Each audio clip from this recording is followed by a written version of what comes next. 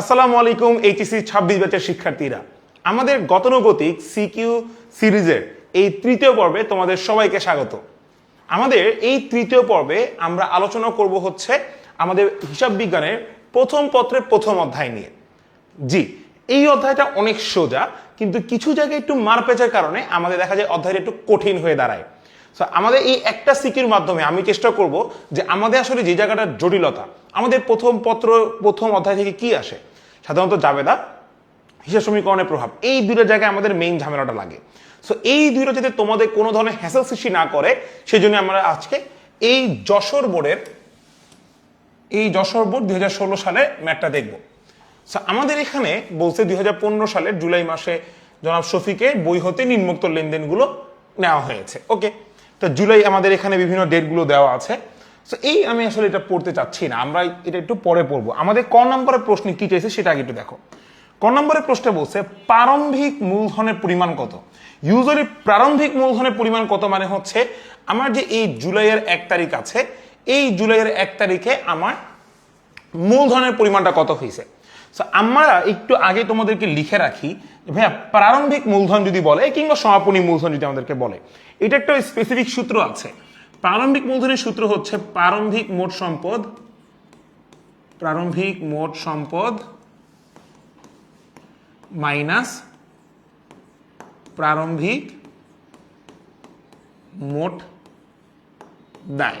এটা হচ্ছে আমাদের সূত্র। প্রারম্ভিক মূলধনের ক্ষেত্রে সূত্রটা হচ্ছে প্রারম্ভিক মোট সম্পদ মাইনাস প্রারম্ভিক মোট দায়।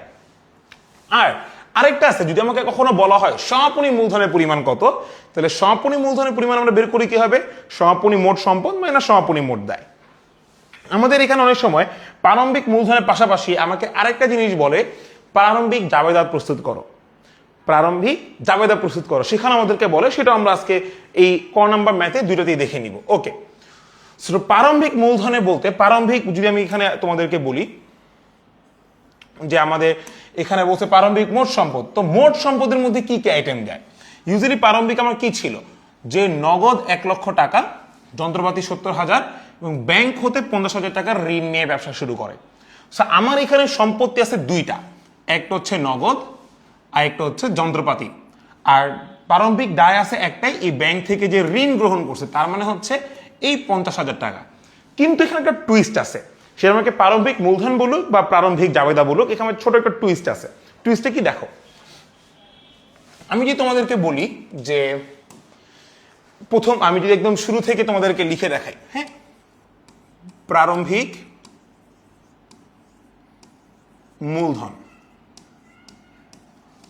মূলধনের সূত্র কি আমরা পড়ছি, প্রারম্ভিক মোট সম্পদ মাইনাস প্রারম্ভিক মোট দায়। সো ভাইয়া আমাদের এই ম্যাথ অনুযায়ী মোট সম্পদের মধ্যে কি কি ছিল, আমার মোট সম্পদের মধ্যে নগদ ছিল, প্লাস আমার এখানে নগদ ছিল আর আমাদের যন্ত্রপাতি ছিল। তাহলে আমরা এখানে নগদ আর যন্ত্রপাতি নিয়ে আসবো, এটা হচ্ছে আমার সম্পদের মধ্যে। আর দায়ের মধ্যে কিটা ছিল, শুধু একটাই, সেটা হচ্ছে ব্যাংক ঋণ। সো এই ধরনের ম্যাথের ক্ষেত্রে আমরা একটা জিনিস মনে রাখতে হবে, সেটা হইতেছে ব্যাংক ঋণ যদি বলা হয়, ব্যাংক ঋণের জাবেদাটা কি, যে ব্যাংক থেকে ঋণ গ্রহণ করা হয়েছে, জাবেদাটা কি আসে, যে ব্যাংক ঋণ হিসাব ক্রেডিট, যে তোমার দায় ব্যাংক ঋণ হিসাব ক্রেডিট আর ব্যাংক হিসাব ডেবিট। কারণ ব্যাংক যখন ঋণটা দেয় তখন সে কিন্তু তোমাকে ডিরেক্ট ক্যাশ টাকা বা ডিরেক্ট কোনো কিছু করে না, সে কি করে, তোমাকে একটা ব্যাংক অ্যাকাউন্টে ট্রান্সফার করে। তা আলটিমেটলি তোমাকে একটা হ্যান্ড ক্যাশ, সেটা নগদ বলো বা ব্যাংক বলো, তোমার কিন্তু বাড়তেছে, তুমি ঋণ নিচ্ছ, তোমার দায় কিন্তু ঠিকই সৃষ্টি হচ্ছে, তার সাথে সাথে তোমার কিন্তু নগদ টাকা বাড়তেছে, এটা নগদ বলো বা ব্যাংক বলো, যেটাই বলো সেটা কিন্তু বাড়তেছে। সো সাধারণত আমাদের ব্যাংক ঋণের টাকা যদি আমরা দায় হিসেবে লিপিবদ্ধ করি, সেই টাকাটা অবভিয়াসলি আমার, যেহেতু জাবেদা কি দেখছি, ব্যাংক হিসাব ডেবিট, ব্যাংক ঋণ হিসাব ক্রেডিট, এই টাকাটা অবভিয়াসলি আমার নগদের সাথে যোগ হবে। এটা অলওয়েজ নিয়ম, তুমি যদি দায় হিসেবে ব্যাংক ঋণটা লিখো তাহলে সেটা অবশ্যই নগদের সাথে যোগ করতে হবে। এমন হইলো তুমি ব্যাংক ঋণ লিখলা না, কিংবা তুমি চাচ্ছ যে ভাইয়া আমার এটা হ্যাসেল লাগতেছে যে ব্যাংক ঋণ আছে, এরপর আমি সেখানে নগদের মধ্যে যোগ করতেছে, একটা হ্যাসেল লাগতেছে, তাহলে ভাইয়া তোমার এই হ্যাসেলটা দূর করার জন্য তুমি ব্যাংক ঋণ লিখবাই না। ব্যাংক ঋণ না লিখলে কি হবে, তুমি ব্যাংক ঋণ দায় হিসেবেও লিখতেছো না, তুমি নগদের সাথে যোগ করতে হবে না। কিন্তু ইউজুয়ালি তুমি যদি দায় হিসেবে, সেটা জাবেদার ক্ষেত্রে হোক কিংবা এই ধরনের প্রারম্ভিক মূলধনের ক্ষেত্রে হোক, তোমাকে যদি এটা হিসাব করতে হয় ব্যাংক ঋণ দায় হিসেবে, তাহলে অবশ্যই আমাকে সেটা নগদের সাথে যোগ করতে হবে, কারণ ব্যাংকের ঋণের টাকাটা তুমি পাচ্ছ। সো আমাদের এখানে ভাই আমরা যদি ম্যাটটা দেখি, আমাদের এখানে নগদ ছিল 1 লাখ, যন্ত্রপাতি 70,000, আর ব্যাংক ঋণ এই 50,000 টাকা আমার এটা নগদের সাথে যুক্ত হচ্ছে। তো নগদের সাথে যুক্ত হইলে তাহলে 1 লাখ আর 50, 1.5 লাখ আর 70,000, তাহলে আমার এখানে নগদ হচ্ছে 1 লাখ যোগ 50,000, এটা হচ্ছে নগদের জন্য, আর যন্ত্রপাতির জন্য হচ্ছে 70,000। ম্যাথ শেষ। আর আমরা মাইনাস করব ব্যাংক ঋণ 70,000। এখন কোনো কারণে আমার মনে হইল ব্যাংক ঋণ 50,000 টাকা ছিল, হ্যাঁ 50,000, ওকে, এখানে আমরা করতে হবে, এখানে 50,000 টাকা হবে, এখানে 50,000 টাকা হবে ব্যাংক ঋণ। ওকে, এখন আমার মনে হইলো ভাইয়া আমি 50,000 টাকা লিখবো না, দায় হিসেবে 50,000 টাকা দেখাবো না, তাহলে কি করব, আমি এখানেও ম্যাথটা দেখাবো না, আমি এখানেও দেখাবো না, আমি এখানেও দেখাবো না। কিন্তু যদি আমার মনে হয় ভাই আমি এখানে ম্যাথটা দেখাইতে চাই, আমি এখানে ঋণটা আনবো, দায় হিসেবে ঋণটা দেখাবো, তাহলে মাস্ট বি তোমাকে সেটা নগদের সাথেও দেখাইতে হবে। তো কন্ডিশন দুইটা, তুমি যদি ব্যাংক ঋণ প্রারম্ভিক জাবেদার ক্ষেত্রে বা প্রারম্ভিক হিসাবের ক্ষেত্রে তুমি যদি ব্যাংক ঋণ দেখাইতে চাও মোট দায়, তাহলে ওই টাকাটা তোমার নগদের সাথে যোগ করতে হবে, প্লাস তুমি দায় দেখাইতে পারবা। তুমি চিন্তা করলা যে ভাই আমি ব্যাংক ঋণ দেখাবো না, আমি এই ঝামেলায় যাব না, আমি নগদে যোগ করব না, তখন কি করবা, তুমি এখানেও বাদ দিবা, এখানেও বাদ দিবা, এন্ড অফ ডিসকাশন। তুমি যদি এখানে দেখাও আর এখানে না দেখাও তাহলে ভুল, এখানে দেখাইলে ব্যাংক ঋণ এখানে তোমার দেখাইতে হবে। ওকে, তা আমার এখানে ফাইনাল অ্যামাউন্ট কত দাঁড়াচ্ছে, এখানে দাঁড়াচ্ছে 1.5 লক্ষ টাকা যোগ 70,000 মাইনাস 50,000, তাইলে আমার 1.5 লক্ষ আর 70,000 টাকা কত, এখানে 50, 2,20,000, এখানে 2,20,000 মাইনাস 50,000, তাহলে আলটিমেটলি তোমার অ্যান্সার দাঁড়াচ্ছে হচ্ছে 1,70,000। এটা তোমার ফাইনাল অ্যান্সার। এটা হচ্ছে আমার প্রারম্ভিক মূলধনের পরিমাণ। কথা কি ক্লিয়ার? সো এখানে আমার এই ব্যাংক হিসাবে ঋণের ক্ষেত্রে বেশি ঝামেলাটা লাগে, এখানে আমাদের অবশ্যই সবাইকে সচেতন থাকতে হবে, ঠিক আছে? সো আমাদের এখানে 1,50,000 হচ্ছে 2,10,000, এখান থেকে 50,000 টাকা ব্যাংক ঋণ বাদ 1,70,000 আলটিমেটলি। সো আমি আশা করি ক নাম্বার নিয়ে বুঝছো। এইবার যদি তোমাদেরকে বলা হয়, এবার তোমাকে যদি বলা হয় যে ভাইয়া আমরা তৈরি করব, যে ভাইয়া আমরা এখানে জাবেদা লিখবো, তাহলে জাবেদা কেমনে লিখবা দেখো, আমি একবার সব দেখাই দিচ্ছি। যদি বলা হয় প্রারম্ভিক জাবেদা দাও, আমাকে যদি জাবেদার পয়েন্ট অফ ভিউ জানতে চাই, তাইলে আমরা এখানে ফার্স্টে লিখবো নগদান হিসাব ডেবিট, নগদান হিসাব ডেবিট, যন্ত্রপাতি হিসাব ডেবিট,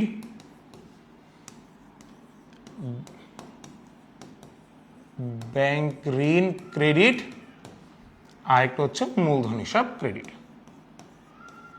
মূলধন হিসাব ক্রেডিট। আমাদের টাকার পরিমাণটা কত আসবে দেখো, আমাদের নগদে ছিল কত 1 লাখ, আর এখানে ছিল আরো কত 50,000, এখানে হবে 1,50,000, আর ডেবিটের যন্ত্রপাতি কত ছিল 70,000, তাহলে আমার ব্যাংক ঋণ কত টাকা ছিল, ব্যাংক ঋণ ছিল 50,000, 50,000 আমি এখানে দেখাবো। তাহলে আমাকে এখানে কত হয় টাকা আলটিমেটলি 1,50,000 আর 70,000 কত টাকা হচ্ছে আমার 2,20,000। এই 2,20,000 থেকে 50,000 টাকা ব্যাংক ঋণ, তাহলে বাকি কত টাকা থাকে 1,70,000, সেটা হচ্ছে আমার কাছে মূলধন। তাহলে আমি এখানে মূলধন লিখবো 1,70,000। তো এবার দুইটা যোগ বিয়োগ করে দেখো ডেবিট ক্রেডিট সমান হয় কিনা, 1,50,000 আর 70 কত হয় 2,20,000, আর 1,70,000 আর 50 কত হয় 2,20,000। তাহলে এটা হচ্ছে আমার জাবেদা। আমি একটা মেয়ের দ্বারা দুইটা জিনিস দেখাই দিয়েছি যাতে তোমাদের এটা নিয়ে কোনো ধরনের ইস্যু না থাকে আল্লাহর মধ্যে, ঠিক আছে? সো আমি আশা করি তোমরা ক নাম্বারটা বুঝছো। এবার আসি খ নাম্বারে। খ নাম্বারে আমাদেরকে জানতে চাওয়া হয়েছে যে ভাইয়া জুলাইয়ের কিছু স্পেসিফিক তারিখ, তোমাকে অনেক সময় এই পুরো লেনদেনের জাবেদা জানতে চাবে কিংবা কিছু স্পেসিফিক জাবেদা জানতে চাবে, যেরকম জুলাই 8, 25, 27 এবং 30 তারিখ। তার মানে 8, 25, 27 এবং 30 এই কয়েকটা লেনদেনের জাবেদা দাখিলা দাও। ভাইয়া জাবেদা দাখিলা তো আমরা সবাই পারি, কিন্তু আমাকে এখানে কি ব্যাখ্যার কথা বলা হয়েছে? এখানে বলছে যে ব্যাখ্যা ব্যতীত, এরকম কিন্তু কিছু বলা নাই। যদি এরকম কিছু বলা না থাকে তাহলে আমাদের একটা জিনিস মাথায় রাখতে হবে, এখানে আমরা ব্যাখ্যা দিব। এখানে কি করো ভাইয়া, এখানে আমরা ব্যাখ্যাটা দিচ্ছি। তাহলে আমরা দেখি 8 তারিখে কি বলছে, একজন মক্কেলের 50,000 টাকা সেবা প্রদান করে 20,000 টাকা পাওয়া গেল। তাহলে ভাইয়া দেখো, আমি আগে জাবেদাটা বুঝি। এখানে 20,000 টাকা নগদে পাইছি, 20,000 টাকা নগদ পাইছি। তাহলে 50 থেকে যদি 20,000 টাকা নগদ পাই, তাহলে বাকি 30,000 কি প্রাপ্য হিসাব না? যেহেতু আয় হয়েছে, তাহলে আয়ের ক্ষেত্রে যদি বকেয়া থাকে সেটা প্রাপ্য হিসাব। তাহলে 20,000 টাকা নগদ পাইছি, 30,000 টাকা প্রাপ্য হিসাব। 25 তারিখ বলছে ভবিষ্যৎ আইন সেবার জন্য একজন মক্কেলের নিকটতে অগ্রিম পাইছি, অগ্রিম আয় হয়েছে। অগ্রিম আয় আমার জন্য এক প্রকার দায়। তাহলে আমি এখানে জাবেদা কি হবে ভাইয়া, অগ্রিম আয় হিসাব অগ্রিম আয় হিসাব ক্রেডিট, আয়টা কি নগদের হিসাব ডেবিট। নগদ টাকা যেহেতু পাইছি তাহলে নগদের হিসাব ডেবিট। আর যেহেতু অগ্রিম নিয়েছি, আমার এখন আয়টা অর্জিত হয় নাই, তাহলে অগ্রিম আয় নামক দায়টা বাড়বে, তাই অগ্রিম আয় হিসাব ক্রেডিট। 27 তারিখ কি বলছে, সাপ্লাইজ ব্যবহৃত হয়েছে। ভাইয়া সাপ্লাইজ ইউজুয়ালি দুইটা প্রকার ভেদ আছে। এক, শুধু সাপ্লাইজ যদি বলে সেটা সম্পদ, এরপর যদি বলে সাপ্লাইজ ব্যবহৃত হয়েছে তার মানে হচ্ছে সাপ্লাইজ খরচ। শুধু সাপ্লাইজ যদি আমাদেরকে প্রশ্নে বলা থাকে সেটা হচ্ছে সম্পদ, আর সাপ্লাইজ ব্যবহৃত হওয়া মানে হচ্ছে সাপ্লাইজ খরচ হয়েছে, সেটা হচ্ছে আমার কাছে খরচ। তো সাপ্লাইজ ব্যবহৃত হয়েছে, তাহলে জাবেদা কি হবে ভাইয়া, আমার সাপ্লাইজ খরচ হিসাব ডেবিট আর সাপ্লাইজ হিসাব ক্রেডিট। কারণ সাপ্লাইজ যখন খরচ হয় সেটা খরচটা ডেবিট করছি, আর খরচটা কই থেকে হয়েছে, সাপ্লাইজ নামক সম্পত্তি থেকে হয়েছে, তাই সাপ্লাইজ নামক সম্পত্তি কমবে, তাই সাপ্লাইজ হিসাব ক্রেডিট। 30 তারিখ বলছে অফিস সহকারী বেতন প্রদান, খুবই সিম্পল, বেতন হিসাব ডেবিট, নগদ হিসাব ক্রেডিট। কিন্তু বেতন প্রদানের তারিখটা লেখা নাই, মানে টাকার পরিমাণটা লেখা নাই। কিন্তু আমরা এখানে 2 তারিখের লেনদেন দেখতে পাচ্ছি, 2 তারিখে বলছে 10,000 টাকা, ওই 10,000 টাকায় আমি বেতন এখানে টাকার অ্যামাউন্টটা ধরবো। সেবার আসো আমরা একটু জাবেদাটা করে ফেলি, তোমাদের যাতে বোঝার জন্য আরো কনভিনিয়েন্ট হয়। সো ইউজুয়ালি ভাইয়া আমাদের মনে রাখতে হবে যে জাবেদা যদি আমাকে ইস্যু না বলে, হ্যাঁ, আমাকে বলা নেই যে জাবেদায় আমার ব্যাখ্যা দিতে হবে নাকি ব্যাখ্যা দিতে হবে না, you have must be give the ব্যাখ্যা। তোমাকে ব্যাখ্যাটা মাস্ট বি দিতে হবে, ব্যাখ্যা না দিলে এটা ভুল হবে তখন। হ্যাঁ, স্যাররা তখন তোমার নাম্বার কাটার একটা সুযোগ পাবে। তারিখ, বিবরণ, সূত্র,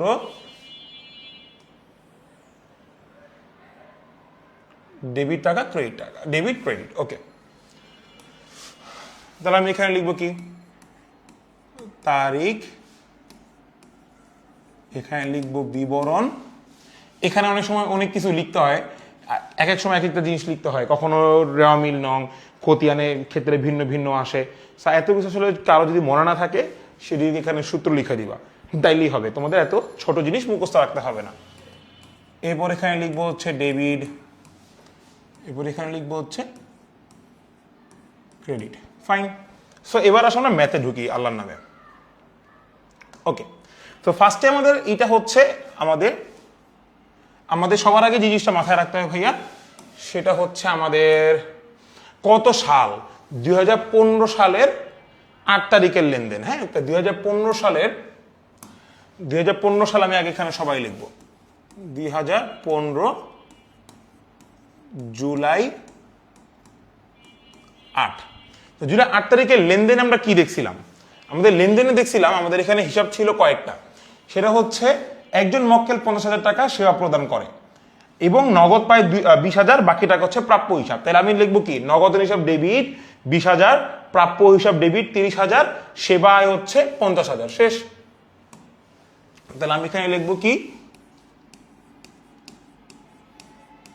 নগদান হিসাব ডেবিট 20,000, প্রাপ্য হিসাব ডেবিট 30,000। এরপর লিখবো কি আমরা, এরপর লিখবো হচ্ছে সেবা আয়, যেহেতু সেবা আয়টা হয়েছে তাই সেবা আয় হিসাব ক্রেডিট 50,000, শেষ। আমাদের মানে একদম সিম্পল ওয়েতে করতে হবে। ও এবার আছে ব্যাখ্যা। সো ব্যাখ্যাটার ক্ষেত্রে একটু মনে রাখতে হবে ভাইয়া যে আমরা ব্যাখ্যাটা আসলে কিভাবে দিচ্ছি। সো এখানে ব্যাখ্যা আসলে অনেক জায়গায় অনেক বড় করে লিখে, আমরা তো বড় করব না, আমরা এখানে ব্যাখ্যাটা খুব সিম্পল রাখবো। সেটা হচ্ছে নগদ ও ধারে সেবা প্রদান। যথেষ্ট। তুমি কি কত টাকা কি ভুগিচুগি হয়েছে এগুলো আসলে এখানে বলার কোনো কারণই নেই, তুমি ডিরেক্ট এক কথায় বলে দিবা নগদ ও ধারে সেবা প্রদান। ওকে, এরপর আসা হচ্ছে আমাদের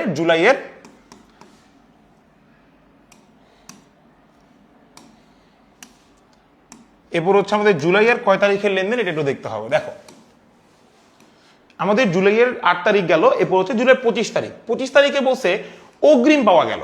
তাহলে অগ্রিম পাওয়া হলে জাবেদারা কি হইতেছে, আমি তার কাছ থেকে টাকাটা অগ্রিম নিছি, নগদ টাকা বাড়তেছে, নগদের হিসাব ডেবিট, আর অগ্রিমের কারণে দায় বাড়তেছে, সেবা হিসাব ক্রেডিট।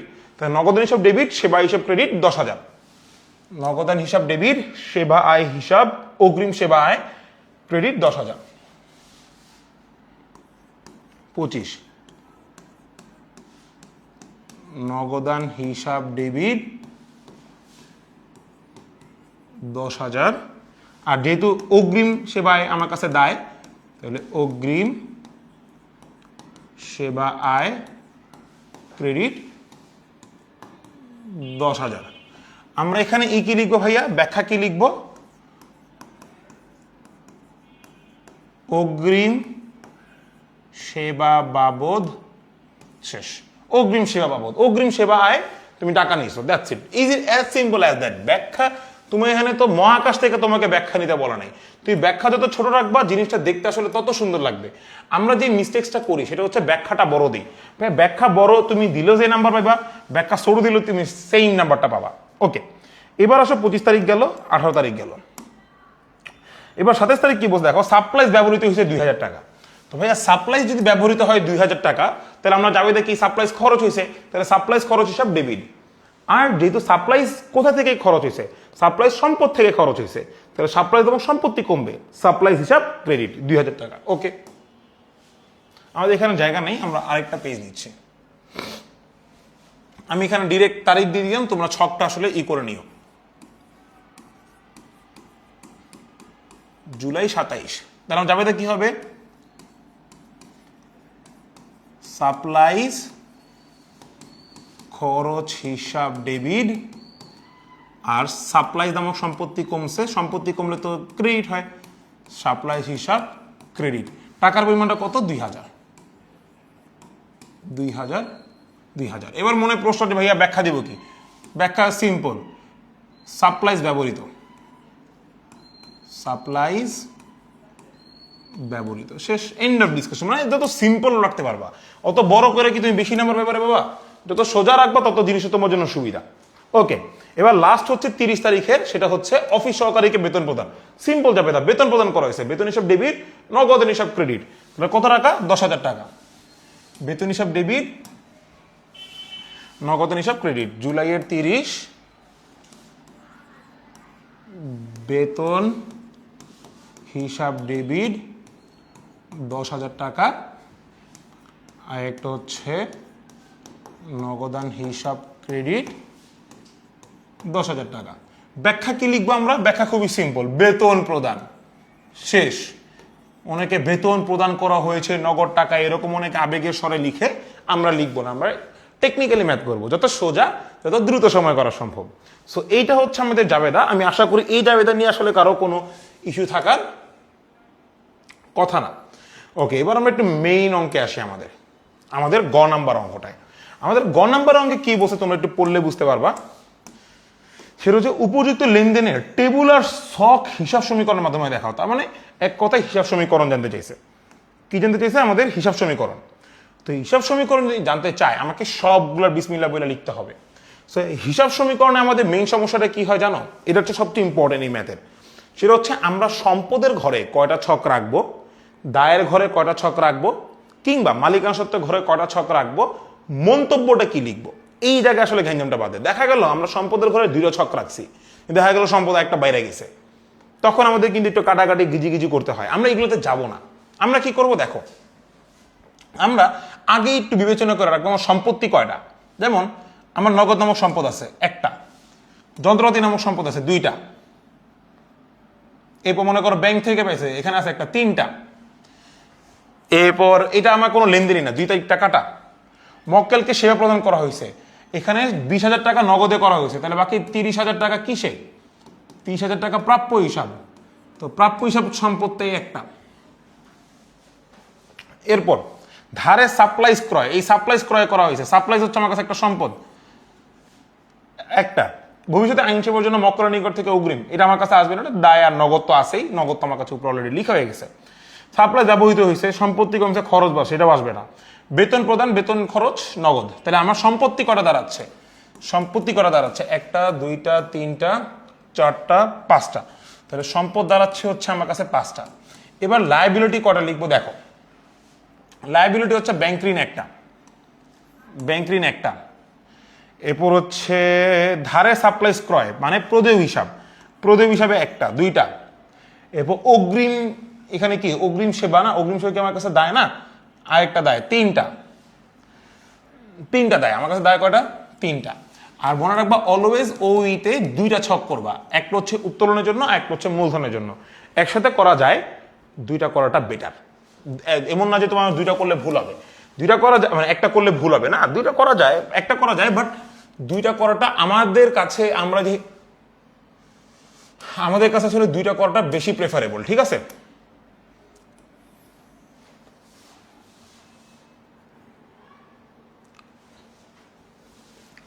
ওকে, আমাদের একটু ছকটা দেখো, ছকটা ভাইয়া কিভাবে করতেছি। এভাবেই তোমরা হুবহু ছকটা একইভাবে পরীক্ষার হলে করবা। তারিখ,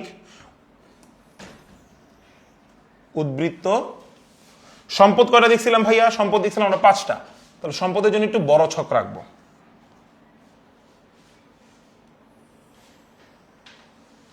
এল কয়টা দেখছিলাম? এল কয়টা দেখেছিলাম আমরা? সম্পদ দেখছিলাম পাঁচটা, এল দেখছিলাম তিনটা, তাহলে এল এর জন্য একটু বড় ছক রাখবো। মন্তব্য আর দায়, ওকে। এবার আমরা এখানে এভাবে একটা ছক কেটে দিব, এখানে একটা হবে কারণ এল প্লাস ওই না এটা, এখানে একটাই কাটবো। আর আমি ভাইয়া তোমাদেরকে ওটাই করাবো, ঠিক আছে? ওইতে দুইটা ছক থাকবে, একটা ছক জিনিসটা ভুল। তাহলে দায় আমার এখানে তিনটা, দায়ের জন্য তিনটা ছক হবে, একটা, দুইটা, তিনটা। ওইতে দুইটা, উত্তোলন আর মূলধন, মন্তব্য, মন্তব্য। সম্পদে করা ছিল পাঁচটা, তাহলে আমার এখানে হবে এক,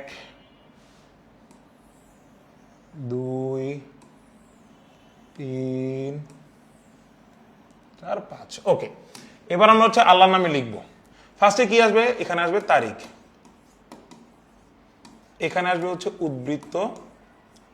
আমরা এত বড় করব না, এখানে লিখবো A is equal to L plus ওই, এখানে লিখবো হচ্ছে মন্তব্য। ওকে, এবার আমরা একটু ডিটেলসে যাই। সেটা হচ্ছে এতে আমার কি কি আছে বলো তো? এতে আছে আমার নগদ, এতে আছে হচ্ছে ব্যাংক, এতে আর কি আছে? সাপ্লাইজ, এতে আছে হচ্ছে সাপ্লাইজ। আর কি ছিল আমাদের এতে? নগদ, ব্যাংক, সাপ্লাইজ। আমার এখানে ছিল নগদ, ব্যাংক, সাপ্লাইজ, যন্ত্রপাতি, নগদ, যন্ত্রপাতি, ব্যাংক, সাপ্লাইজ, আর হচ্ছে প্রাপ্য হিসাব। সাপ্লাইজ, প্রাপ্য হিসাব, আরেকটা হচ্ছে যন্ত্রপাতি। আর এলে কি কি ছিল আমার? এলে কি ছিল? ব্যাংক ঋণ,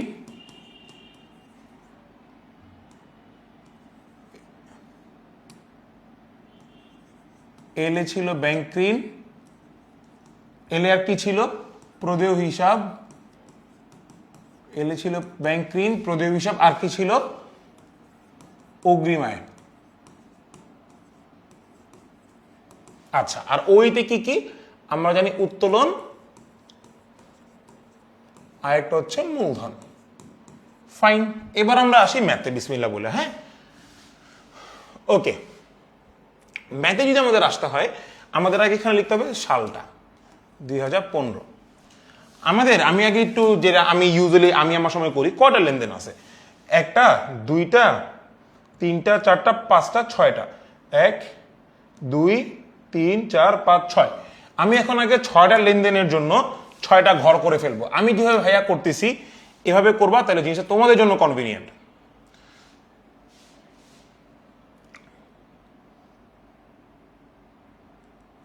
আচ্ছা, এটা একটু পরে করাই দিই, আগে তারিখটা লিখি। মনে করো ফার্স্টে হচ্ছে জুলাই 1, ফার্স্টে হচ্ছে জুলাই 1। উদ্ধৃতিতে কি লিখবো? প্রারম্ভিক মূলধন। তাহলে আমার নগদ কয় টাকা ছিল? নগদ ছিল আমরা 1 লাখ। ব্যাংক ছিল কত? ব্যাংক ঋণ যেটা পাইছি 50,000। এরপর যন্ত্রপাতি কত ছিল? 70,000। 70,000 গেল। এবার আমরা ব্যাংক ঋণ কত টাকা ছিল? ব্যাংক ঋণে লিখবো এখানে 50,000। ব্যাংক ঋণ লিখবো 50,000 আর মূলধনে লিখবো হচ্ছে 1,70,000। আর মন্তব্যতে কি লিখবো? মন্তব্যে লিখবো হচ্ছে ব্যালেন্স। আমাদের মন্তব্যটাকে লিখতে হবে। মন্তব্যতে আমাদের অলওয়েজ 1 তারিখে 2 ধরনের মন্তব্য হতে পারে। একটা হচ্ছে মূলধন আনয়ন আর একটা হচ্ছে ব্যালেন্স বিডি। মূলধন আনয়ন হবে যখন তুমি দেখবা ব্যবসাটা নতুন শুরু করা হয়েছে, তখন লিখবো হচ্ছে মূলধন আনয়ন। যদি ব্যবসাটা নতুন শুরু না হয়, আগের থেকে ব্যবসা চালু থাকে, নতুন হিসাব শুরু হয়েছে এরকম হয়, তাহলে লিখবো হচ্ছে ব্যালেন্স বিডি। তাহলে এখানে ম্যাথটা দেখো, এখানে কি কিছু বলা নাই, তাহলে আমরা ধরে নিব এটা হচ্ছে কি ব্যবসা, না ব্যবসা আরম্ভ করে। এই যে দেখো বলা আছে ব্যবসা আরম্ভ করে বা শুরু করে, তাহলে জিনিসটা হচ্ছে মূলধন আনয়ন হবে। এখানে আমরা কি লিখবো?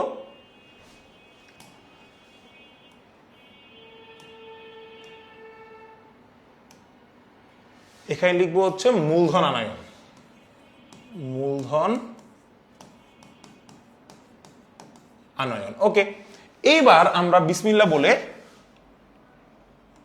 এইটুকু ক্লোজ করব। তোমরা দেখো ভাইয়া কতটুকু ক্লোজ করে তোমরা দেখো, পাকনামি করতে যাও না, ঠিক আছে? আমরা জানি আমাদের 6টা হিসাব আছে, তাহলে 6টা ঘর ভাইয়া কেটে ফেলি। হ্যাঁ, 2টা 3টা 4টা 5টা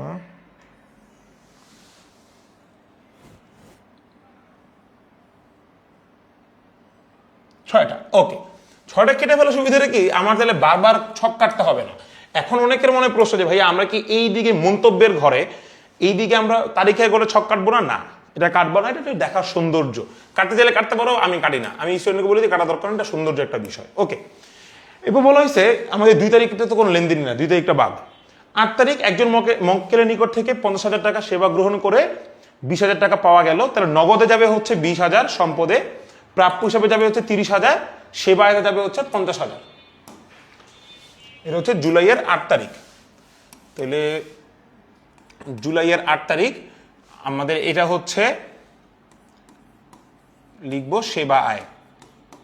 তাহলে নগদের ঘরে কত যাচ্ছে? নগদের ঘরে যাচ্ছে 20,000, প্রাপ্য হিসাবের ঘরে যাচ্ছে 30,000, আর টোটাল আমার মূলধনে যাচ্ছে হচ্ছে 50,000।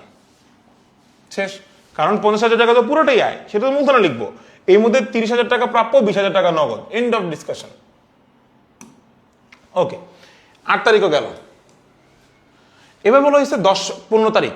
15 তারিখে কি বলা হয়েছে দেখো, ধারে সাপ্লাই ক্রয়। ধারে সাপ্লাই করা যাবে দেখি, সাপ্লাই হিসেব ডেবিট, প্রদেয় হিসাব ক্রেডিট। কত টাকা? 5,000। তাহলে জুলাই 15। তাহলে আমার এখানে যাবে হচ্ছে জুলাই 15 ধারে সাপ্লাইস ক্রয়। কত টাকা ভাইয়া? আমাদের ধারে সাপ্লাইস ক্রয় করছে, তাহলে সাপ্লাইস এবং সম্পত্তি বাড়ছে 5,000। এরপর আমার প্রদেয় হিসাবে বাড়ছে হচ্ছে 5,000।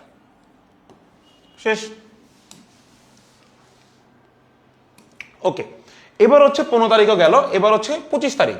ভবিষ্যৎ আইন সেবার জন্য নগদ অগ্রিম, মানে অগ্রিম টাকা নিচ্ছে নগদে, তাহলে নগদে যাবে হচ্ছে 10,000 আর দায়ে অগ্রিমায় যাবে হচ্ছে 10,000। 25 তারিখের লেনদেন। তাহলে আমার এখানে যাবে হচ্ছে 25 তারিখ অগ্রিম সেবা আয়। তাহলে আমার এখানে নগদের ঘরে কত টাকা যাচ্ছে?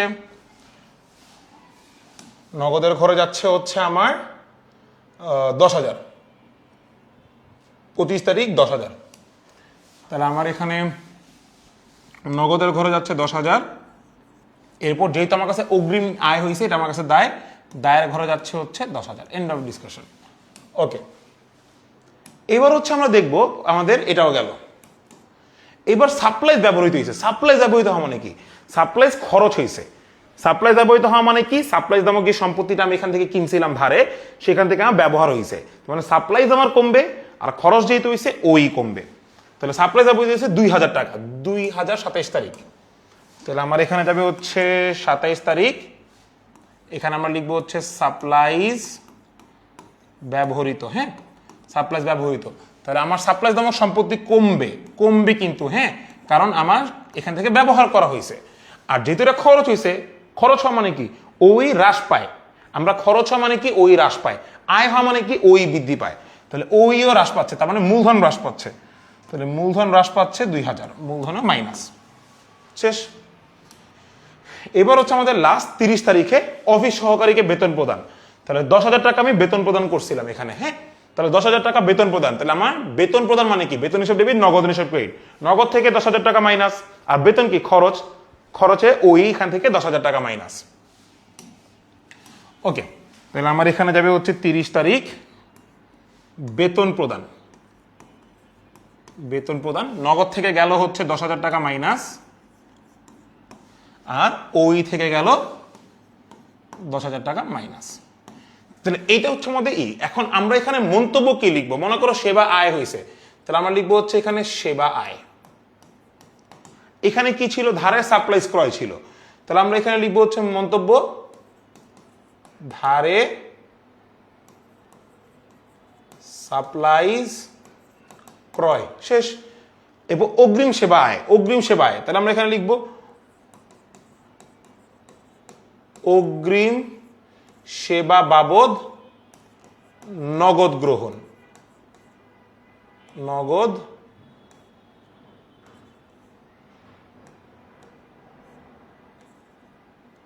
গ্রহণ।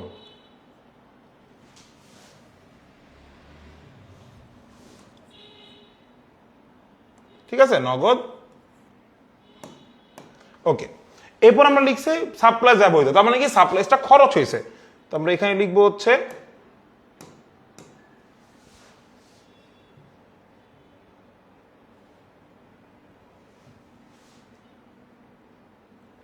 এখানে লিখবো হচ্ছে সাপ্লাইজ খরচ।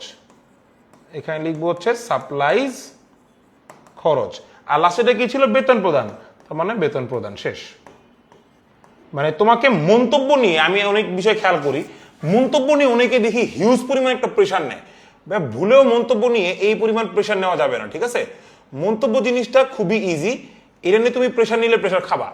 মন্তব্য নিয়ে কি করা যাবে না ভাইয়া? মন্তব্য নিয়ে আমাদের প্রেশার নেওয়া যাবে না, ঠিক আছে? মন্তব্যটা আমাদের ইজি এবং আমরা ইজি ভাবেই জিনিসটা শেষ করব। ওকে, এইবার হচ্ছে ফাইনাল ক্যালকুলেশনের বিষয়, যে ফাইনাল ক্যালকুলেশন আমরা কিভাবে করব। এবার আসো ফাইনাল ক্যালকুলেশন আমরা কেমনে করবো। ফার্স্টে আমরা না এখান থেকে না, এখান থেকে একটা টান দিও, একটু একটা টান দাও। এরপর টান দিয়ে এরপর এখানে যোগ বিয়োগ করতে হয় আমাদের ফার্স্টে। হ্যাঁ, আমরা সব যোগ বিয়োগ করি। 1 লাখ, 1 লাখ 20, 1 লাখ 30, 30 থেকে 10 গেল, তাহলে এখানে আসবে হচ্ছে 1,20,000 টাকা। এরপর হচ্ছে এখানে 50,000, এখানে আমরা লিখবো 50,000। এরপর হচ্ছে এখানে 5,000 থেকে 2,000 মাইনাস গেল, তাহলে এখানে থাকবে 3,000। এরপর এখানে থাকবে 30,000, এখানে আমার আসবে 70,000। ওকে, এরপর আমার ব্যাংক ঋণ এখানে 50,000, এখানে আমার 5,000, এখানে আমার 10,000। এরপর এখানে থাকবে 1,70,000 আর 50 কত হয়? 2,20,000, 2,20,000 আর এখান থেকে 10,000 টাকা মাইনাস, তাহলে 2,10,000, আরো 2,000 টাকা মাইনাস, 2,08,000, 2,08,000। এটাই ঠিক আছে? 1 লাখ, 1,20,000, 1,30,000, 20। হ্যাঁ, এইবার হচ্ছে আমরা ফাইনাল, এখানে হয়তো ভাইয়া আমরা এই জায়গায় এই রেখাগুলো, যে এই রেখাগুলো আমরা দিয়ে দিছি, এই রেখাগুলো আমরা এখানে দিব না, এখানে একটা ফাইনাল অ্যান্সার বসবে। ফাইনাল অ্যান্সার বসার সময় আমরা এই পুরা দাগটা টেনে দিব বিসমিল্লাহ বলে। হ্যাঁ, পুরা দাগটা আমরা টেনে দিব, আর তখন শুধুমাত্র এই রেখাটা থাকবে, শুধুমাত্র এই রেখাটা থাকবে। হ্যাঁ, শুধুমাত্র এই রেখাটা আর এই রেখাটা থাকবে, বাকি এই রেখাগুলা আমাদের থাকবে না। সো আমরা যেহেতু দিয়ে দিছি, আমরা এটা কাটাকাটি করতে চাচ্ছি না এখন আর। হ্যাঁ, দরকার নাই। ওকে, তাহলে যদি যোগ করো তো ভাইয়া 1,20,000 1,50,000 মানে 1,20,000 আর 50, 1,70,000, 1,70,000 আর 30 হচ্ছে 1,70,000 আর 30 2 লাখ, 2,70,000 আর এখানে 3, 2,73,000। এখানে আমার ফাইনাল অ্যান্সার আসতেছে হচ্ছে 2,73,000। এবার আমার এল এর এখানে কত, 50,000, 5,000, 10,000, তাহলে 50 আর 10 60, আর এখানে আসতেছে 65, তাহলে 65 আর 8 কত, 2,08,000 যোগ 65, 66, 67, 68, 69, 70, 71, 72, 73, তাহলে এখানেও আসতেছে 2,73,000। এই রেখাটাও দিবা না, হ্যাঁ এই রেখাটাও দিবা না, শুধুমাত্র এই মাঝখানে ইকুয়ালটা থাকবে। তোমরা এইটাই দেখাবা যে এই পাশ ইকুয়াল টু এই পাশ, এই রেখাটা আমাদের তখন আর তোমরা দিবা না, এই রেখাও দিবা না, এই রেখাও দিবা না, এই রেখাও দিবা না, এই রেখাও দিবা না, এটাও দিবা না, এটাও দিবা না, এটাও দিবা না। আমরা direct A is equal to L plus ওই, এল প্লাস ওই কত, 2,73,000, এই দুই পাশ যোগ করে পাইছি, আর এই পাশে হচ্ছে 2,73,000, ঠিক আছে। সো এইটা হচ্ছে আমাদের মূলত হিসাব সমীকরণটা। এখানে আমাদের মেইন ইস্যুটা হচ্ছে যে আমাদের যে কিভাবে সম্পত্তিটা আমরা এখানে হিসাব করতেছি, যে আমাদের এখানে সম্পত্তি যদি ভুল না হয়, সম্পত্তি যাতে কোনো পেঁচাল না হয়, আমরা কিন্তু এই জায়গাটা দেখতেছি। সো অলওয়েজ রিমেম্বার যে আমাদের যখন এই ধরনের কোনো হিসাব থাকবে তখন আমরা অবশ্যই এইভাবে হিসাবটাকে করে নিব। এইভাবে হিসাবটা করলে তোমাদের জন্য সুবিধা হবে, তাহলে তোমাদের ওইখানে বারবার গিয়ে ছক বাড়ানো কমানো হিসাবটা আমাদের লাগতেছে না, ঠিক আছে। এবার অনেকে মনে প্রশ্ন রাখতে পারে, ভাই আপনি এখানে ব্যাংকের জন্য আলাদা হিসাব দিলেন, আপনি জাবেদা এখানে আলাদা হিসাবটা কেন দেন নাই? দেই নাই, ওখানে দরকার হয় না ইউজুয়ালি, হ্যাঁ। কিন্তু এখানে যেহেতু তুমি একদম সমীকরণ সহ দেখাই দিচ্ছ, এখানে ব্যাংক হিসাব না দিলেও অ্যান্সার তো সেম আসতো, কিন্তু আমি ব্যাংক হিসাবটা দেখে আলাদা করে হিসাব করে আনতেছি, ঠিক আছে। সো এই হচ্ছে আমাদের ওভারঅল কাহিনী। আমি আশা করি তোমরা এইটুকু পুরোটা বুঝতে পারছো, এইটুক নিয়ে কারো কোনো বোঝার কোনো সমস্যা হওয়ার কথা না। সো এরকম আমাদের সিকিউ সিরিজের প্রত্যেকটা ম্যাথ চলে আসবে তোমাদের সামনে। আজকে 3 নম্বর গেল, এরপর 4 নম্বর, এরকম 50 দিন পর্যন্ত আমাদের সিকিউ সবগুলো সিরিজ চলতে থাকবে। এবং সিকিউ সিরিজ 7-এর পর অর্থাৎ প্রতি সপ্তাহে কিন্তু আমাদের দুইজন বিজয়ী, সর্বোচ্চ বিজয়ী পাচ্ছে। আমাদের সামনে যে অ্যাডমিশন কোর্স আসবে মিশন FBS 2.0, সেটা ফ্রি অ্যাক্সেস। সো সবাই এটা নোটগুলো অ্যাকাউন্টিং উইথ বুলবুল ভাইয়া গ্রুপে জমা দিয়ে দিবে, এবং তোমাদের কোন অধ্যায়গুলোর MCQ দিলে তোমাদের জন্য সুবিধা হয় সেটাও কিন্তু কমেন্ট করে জানিয়ে দিবে এখানে। সো সবাই ভালো থাকো, সুস্থ থাকো, দেখা হচ্ছে সিকিউ সিরিজ 4-এ।